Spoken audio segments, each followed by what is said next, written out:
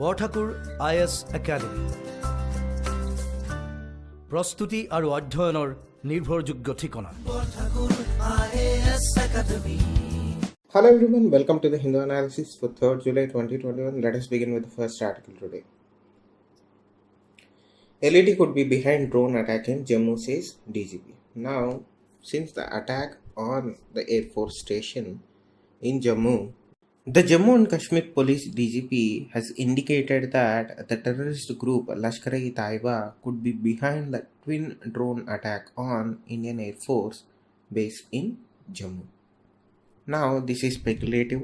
Nothing is confirmed yet because the investigation has been taken over by the National Investigation Agency, and we are concentrating on this aspect is because this is the first time in recent history, particularly with the advent of drone technology, that quadcopters or drones were employed or used to carry improvised explosive devices on targets.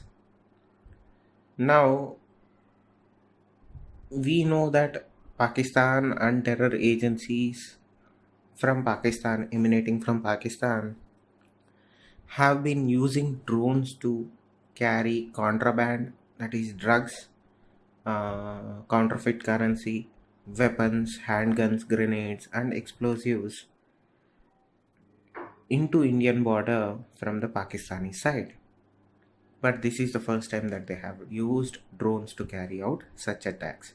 In earlier articles, we studied how the Islamic State in Syria was the first to employ such improvised explosive drones on security forces fighting the Daesh, that is the Islamic State in Syria in 2016.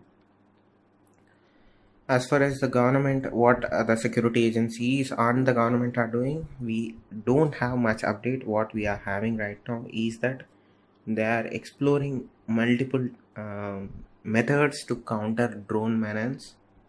But nonetheless, this is very much developing, and unless we have enough information as to what are the countermeasures that security agencies are deploying, we'll wait for that period to discuss further information in this regard. So moving on to the next article, goods export touch record 95 billion in Q1. Now, given the second wave of pandemic, the increase in exports are up to 47% in increase of our exports in particularly April-June, that is Q1, to 95 billion is a welcoming sign. But again, when you are discussing about economic recovery or export to greater extent, you have to also concentrate on from which exports we are seeing this, from which sectors we are seeing these exports. In this case, we are seeing strong growth in the sectors such as engineering, petroleum products and gems and jewelry. Now, when you are talking about economic recovery or economic growth, though exports or such high percentage of exports from these sectors is a welcome sign, but might not translate into a complete economic recovery. In order to see a stronger economic recovery and a stronger economic growth, sectors such as manufacturing, particularly MSME sector, is of critical importance. You can concretely say that Indian economy is recovering and Indian economy is growing when you have your manufacturing sectors, exports matching other sectors, like let us say petroleum product sector or the gem and jewelry or engineering sectors.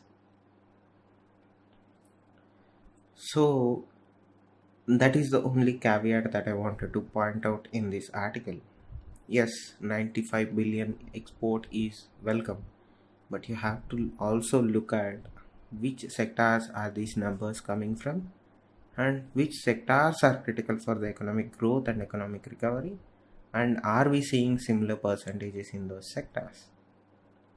And again, we have another issue of India was a net importer in June 2021 with a trade deficit of 9.4 billion.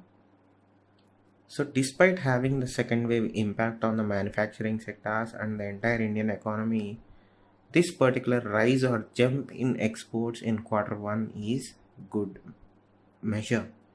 But again, remember, manufacturing sector is the sector that drives innovation, growth, and supports economy, builds economy. So moving on to the next article, 4,000-year-old settlement found during excavation in Odisha. Now, the Odisha Institute of Maritime and Southeast Asian Studies, which is the archaeological wing of the state government, has discovered a new 4,000-year-old settlement and its related ancient artifacts in Balasore district. Why this site is significant? This site is significant because when they were excavating, they came across distinct traces of three cultural phases in evolution, that is the Chalcolithic age, Iron Age, and early historic period. They saw traces of three cultural phases. That is why it is significant. Now, it is located in Durga Devi village in Remuna Tehsil in Balasore district. So from map pointing perspective and historical perspective, this find is significant. Moving on to the next article, in centenary backdrop, this is no hand of peace. Now, one of the biggest question marks in regards to the Chinese action in eastern Ladakh is, what was the reason that the Chinese decided to occupy Indian territory?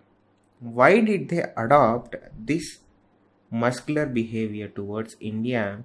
And we don't have a concrete answer as to what was the reason behind. The given at this point of time is the situation in eastern Ladakh currently remains tense. We had some progress over 11 different commander level talks. On the 11th one, we had a breakthrough where we agreed for troop disengagement in areas surrounding Pangong Lake area, and we agreed that we are going to give up the Kailash ranges.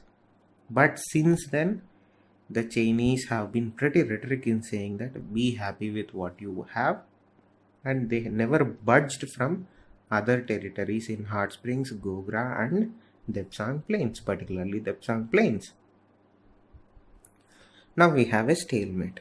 Since past 1 week or so, we have been hearing that there is going to be a 12th level commander talks, but we know at this point of time, or we expect little from the Chinese at this point of time, meaning they are not going to give up any more territory that they have occupied.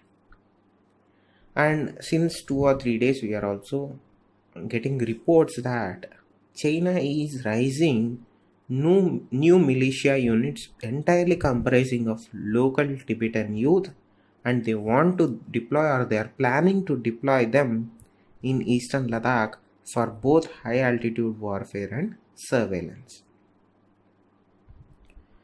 How India has been engaging with China in the past few months since the disengagement from Pangong Lake area is, we have been categorically asking them to carry out the same thing in other areas where they have occupied our territory. But their reply has been pretty much standard wolf warrior diplomacy, meaning they are saying that we are not the aggressors, India is the aggressor, so India has to pull back its troops, India has to stop the induction of new troops, India has to stop the troop rotation that they are taking care. So everything has been pretty much a standard response from them.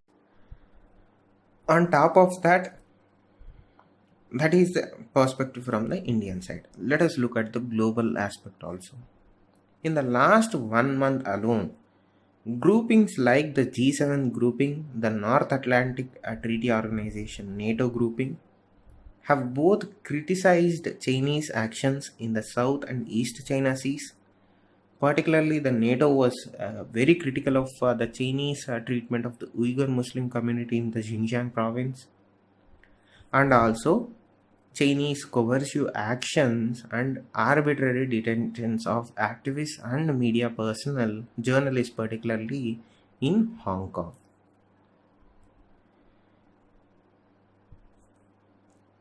Till now, China has been pretty much insulated from these statements or actions from these groupings, because China has been very calculated in their actions and may have prepared themselves for all future eventualities rising out of their muscular expansions or muscular behavior.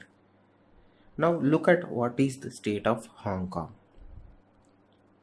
You are no longer seeing the number of protests put up by the Hong Kong activists on the streets of Hong Kong, because most of the student leaders are in jails.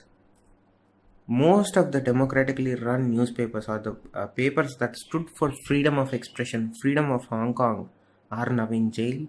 The most flag bearer of freedom of speech in Hong Kong, the Apple newspaper, it has closed its offices because its leaders and its journalists and half of its staff are languishing in jails.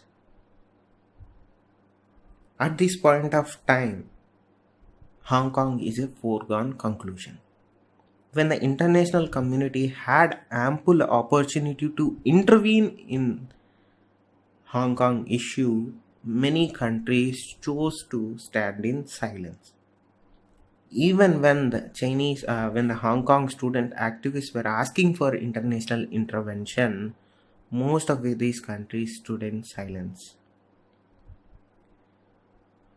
There is no point or no action that this international community can take that might bring back Hong Kong from the grip of the Chinese. Now, what we have right now is the Taiwan issue, South China Sea issue, and the Uyghur Muslim minority issue in Xinjiang province. But let us take the example of the Uyghur Muslim community in Xinjiang province of China.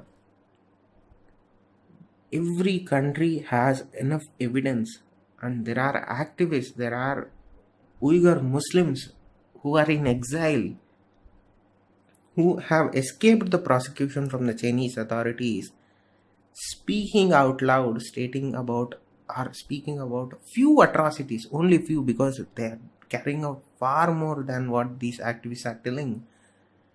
But nobody is able to take concrete action because the Chinese are well insulated from international action. So this is the global situation in terms of the Chinese, Chinese and India. Now let us come back to India.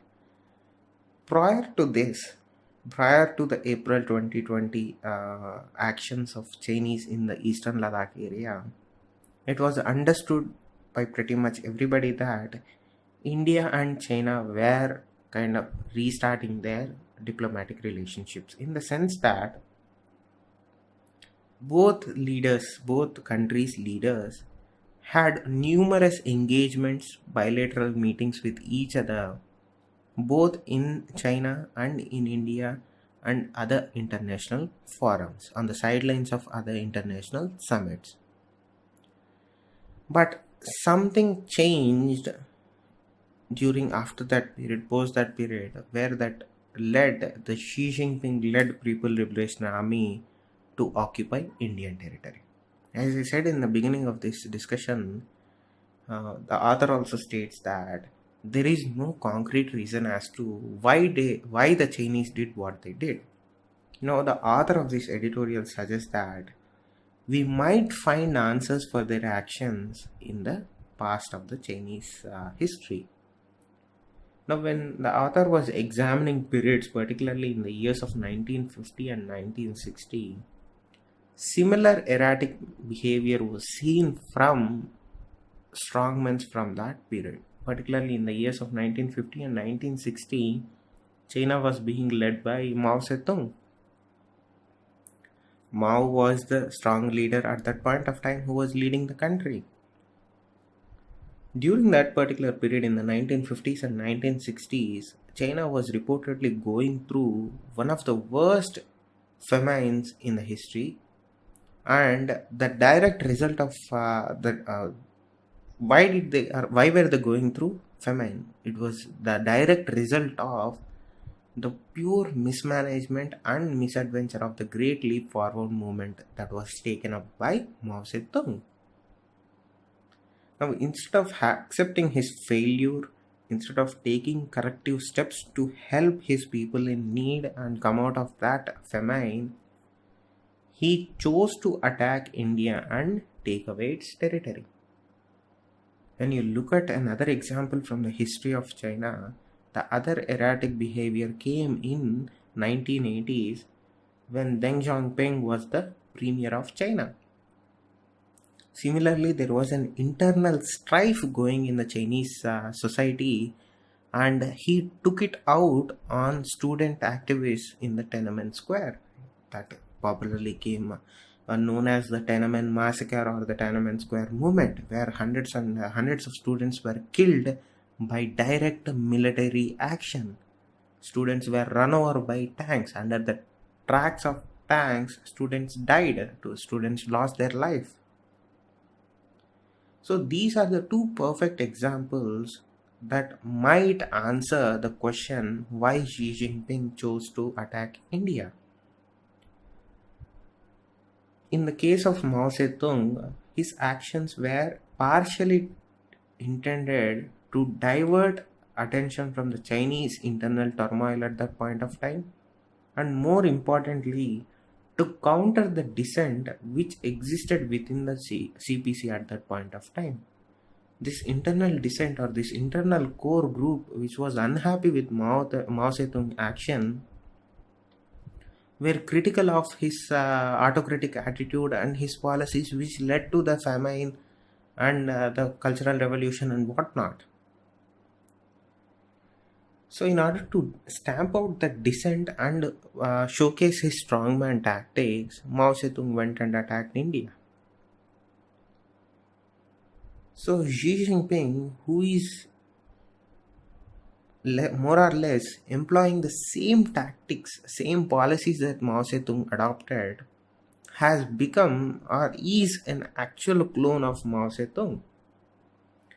What Xi Jinping is trying to do right now is he is trying to achieve a similar kind of dominance that Mao had over CPC.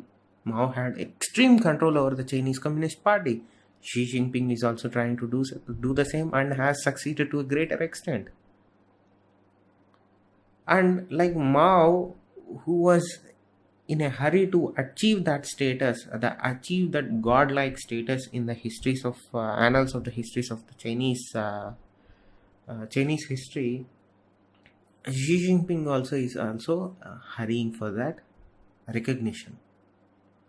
Now he is trying to consolidate his power, and he is trying to achieve a godlike status in the Chinese society and the Chinese Communist Party, like that was enjoyed by Chinese emperors who were actually worshipped as gods.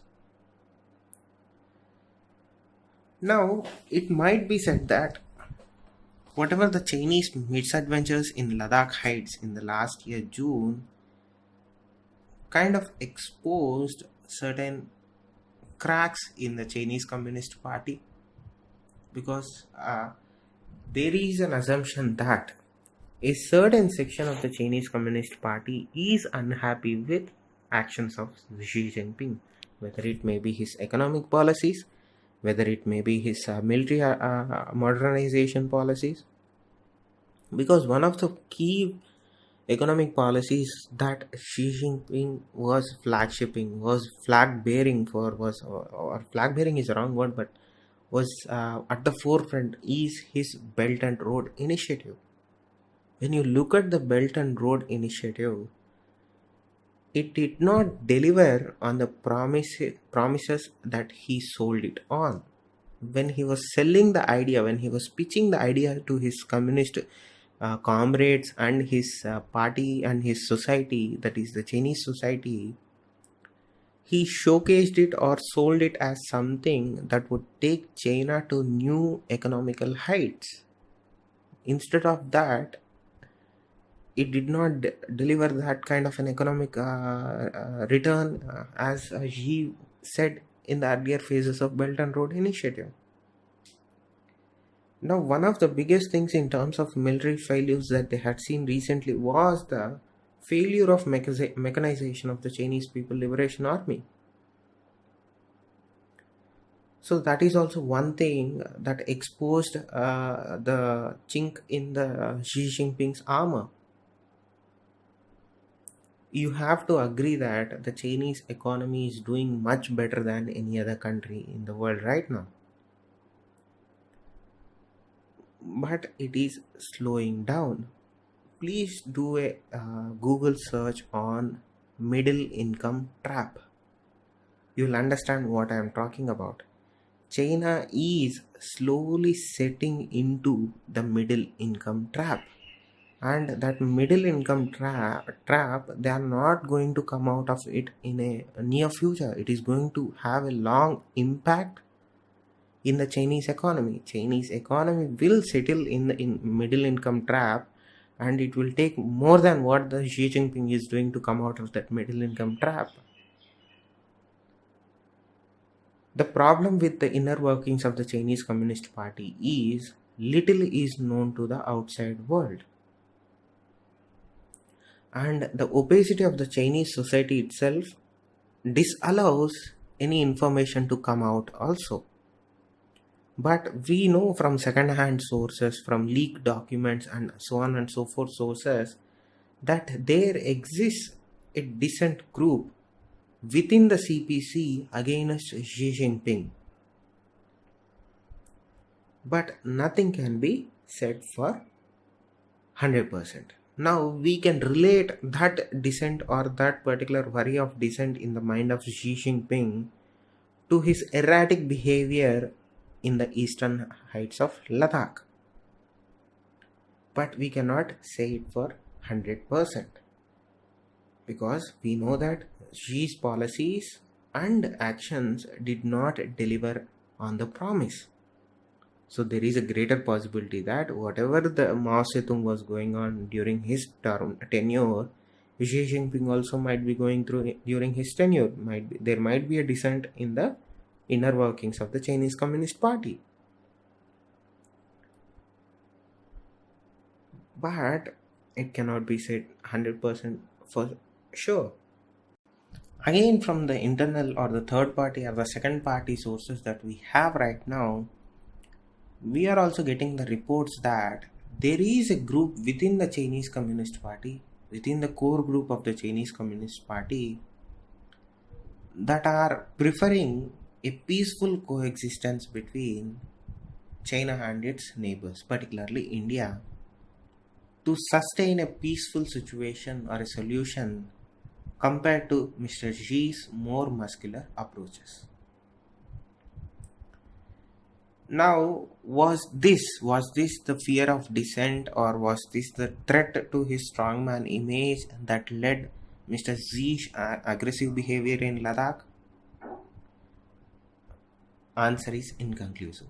Given this theory attains a lot of credibility because, remember, as I was saying earlier, both our leaders were enjoying a warm relationship between both the countries. We had multiple engagements with both with the Chinese premier on multiple occasions, and we agreed that we are going to come up with certain action plans, and then those meetings were being followed with high level engagements with both our diplomats and their diplomats and our representatives and their representatives.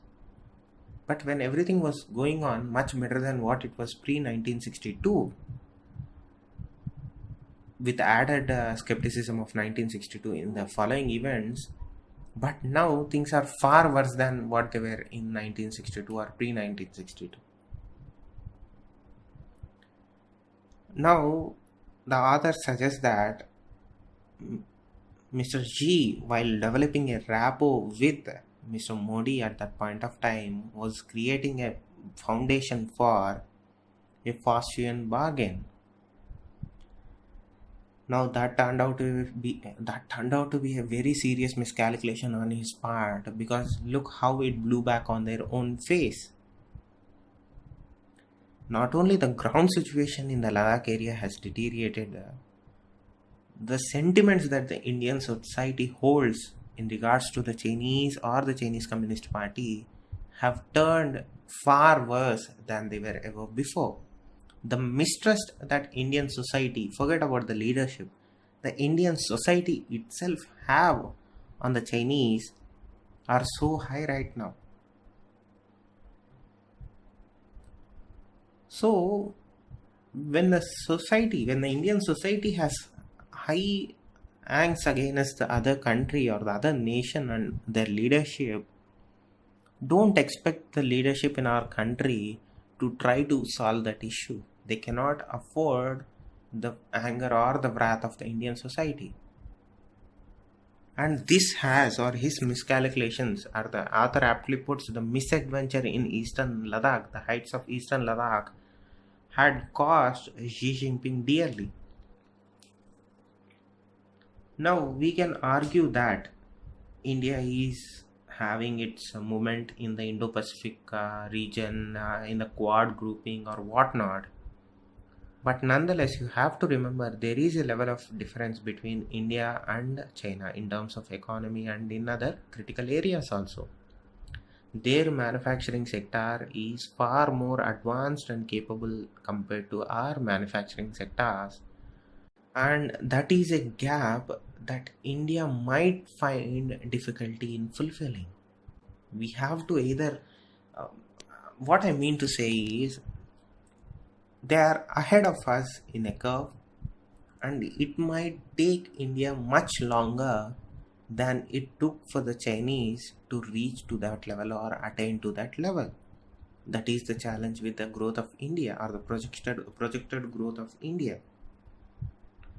But at this point of time, what we can conclusively say is, India should expect and prepare itself for more situations like what we are having in eastern Ladakh. Because with the things, or with the way the things are going in the Chinese society and the Chinese Communist Party, we should expect more provocative actions from the Chinese side. That is what the author of this article says. Moving on to the next article, Unjust Green. Now this is in regards to the European Union's decision to enforce Green Pass or vaccine passports, as they are called, to allow travel within the European Union from July 1, and that vaccine passport or the Green Pass linked to specific vaccines only. Now look at the vaccines that they are allowing under the Green Pass initiative. The European Medicines Agency, which is the nodal agency for this Green Pass issuance, has released guidelines.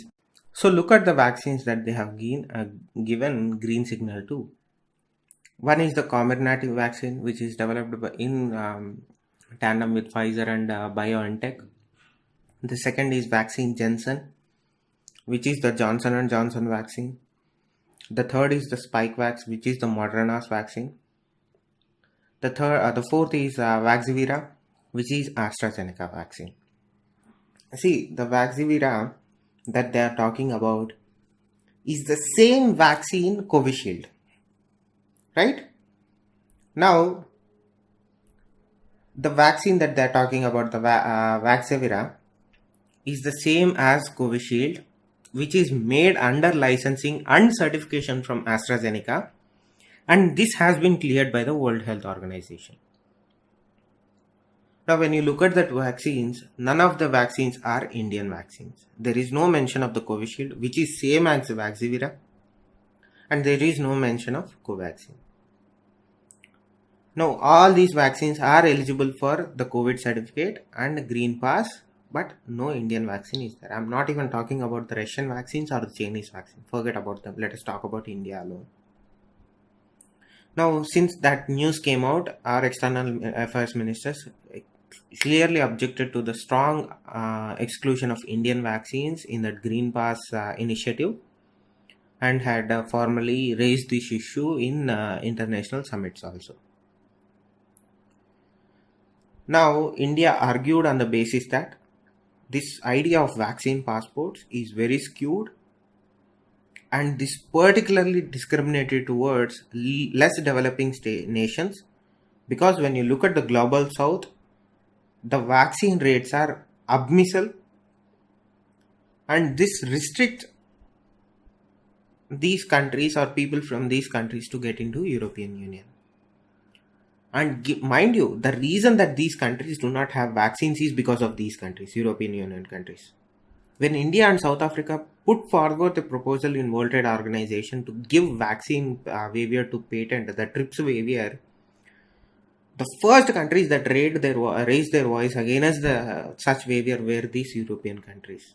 Now again, not only that, they went a step ahead and now are saying that until unless you are vaccinated, and that too from our vaccines, we are not going to allow you into our country. Now look at how African Union also responded. Most of the African Union received vaccines from India. Go to External Affairs Ministry. Look at the number of vaccines donated by India to those African countries. If you look at the entire list, 96 countries or 98 countries, more than half of them are African countries, which have been given or which were donated with the Covishield vaccines by Indian government. So that leaves the third or fourth of African nations excluded from this program, because they have been administering AstraZeneca's Covishield vaccine donated by India. And are European Union countries going to give vaccines to African nations with their own vaccines? No. America gave 8 vaccines to one country. 8 vaccines. 8 vials of their AstraZeneca vaccine. The author here subliminally says that there is an unspoken but valid criticism that there is a hint of racism in this action. I am going to go a step forward and say the entire decision of the Green Pass and exclusion of Indian vaccines and Russian vaccines is entirely racist. I personally feel this entire Green Pass thing is racist. That is my personal opinion. To this extent, Indian government response has been very good. They said that if you are going to impose certain restrictions on our people, we are going to reciprocate that favor by imposing the same restrictions on your people who are visiting India. Meaning, first, whatever the vaccines you administered, out of window, we are not going to accept it. Second, whoever comes from European Union, they are going to stay in rooms for 14 days. 14 days quarantine compulsory. When Indian government explicitly said that we are going to not accept this Green Pass and we are going to impose the same restrictions that you are imposing on us, then 11 small countries come out and said that no, we'll accept both Covishield vaccine. Estonia is one country that accepted Covaxin also, but Estonia has Indian population. Mind you, they have close to they have 600 or 6,000 POS, people of Indian origin, and they have 200 or 300 students who are studying in universities in Estonia. But all the 11 countries that agreed that we are going to accept India's Covishield certification, none of those countries accept Indians at this moment because of the Delta variant issue. So that is the Green Pass issue. Moving on to the next article. After 2 decades, US exits key Afghan base. So for 20 years since the invasion of Afghanistan by the American troops, Bagram Airfield has been the forward operating base of US forces in Afghanistan. This is the base from where they have been at war with Taliban and have been hunting down Al-Qaeda leaders who perpetrated the 9/11 terrorist attack on American soil. Now we know that by September 20, President Biden has announced that all of troops except some supporting troops in Afghanistan will be pulled out, and they will be handing over the security control or the security aspect of operations from the US to the Afghan National Security Forces. As a part of that, the Bagram airfield was handed over to the Afghan National Security and Defense Forces in its entirety. Bagram airfield carries much significance because, as I said, this used to be the epicenter of American operations in Afghanistan. Now, sources are saying that even the president himself has stated that the withdrawal of American troops from the Afghanistan is on track, but it will not be completed in the next few days. Now, they have committed to put some troops on ground to support the training of Afghan National Force, but nonetheless, America is no longer going to carry out or will have heavy troop presence in Afghanistan. So this is a significant step in terms of troop withdrawal from Afghanistan, US troop withdrawal from Afghan soil. Moving on to the next article, India sees consensus by October on OECD G20 Global Tax Deal. Now, India has officially joined the OECD G20 framework for global minimum tax yesterday. There are certain outstanding issues that have to be worked out. These issues include share of profit allocation and scope of subject to tax rules, which are yet to be addressed, and the government is expecting that a consensus would be reached by the end of the October. Now, a total of 130 countries on Thursday agreed to overhaul of global tax norms to ensure that multinational companies pay taxes wherever they operate, and they agreed that a 15% minimum rate would be applied. This was brought forth by the American government to ensure that tax is levied on companies that operate from their territory. Now, there are certain outstanding issues that they have to work out, but nonetheless, a majority of the OECD G20 inclusive framework has been agreed upon, and India might see certain concerns addressed by the end of October and fully implement this framework in levying tax, or at least collecting 15% of tax from countries that operate in India, international companies that operate in India, which is a welcome move. Now, moving on to the next article, big tech's push into financial sector poses risk, says RBI. Now, RBI is concerned with big companies, particularly tech companies, coming into India's financial sector. Now, RBI wrote, particularly regulators of the RBI wrote in its financial stability report, stating that big tech companies coming into India's financial sectors pose risk for traditional banks, as the tech firms have more potential to become dominant players in financial services. Now, the idea in this report that they were pointing out to was that whatever the technology firms have, they operate with different goals in mind, meaning they have different strategies and they try to adopt different lines of business than what traditional financial institutes employ or use, because they have opaque policies, and sometimes their opaque policies do not confine or operate within the confines of the law of the land. Now, RBI also raised concerns including operational risks because too big to fail issues, challenges for antitrust rules. Remember, both Amazon, Facebook, everybody is pushing back on the competition authority for slapping antitrust rules against them, and you know how they are pursuing these charges in the courts of states. But nonetheless, RBI is worried that with the entry of big technological companies into the financial sector, particularly Indian financial sector, will open the Pandora's box and will be detrimental in a negative way to our traditional banking sector.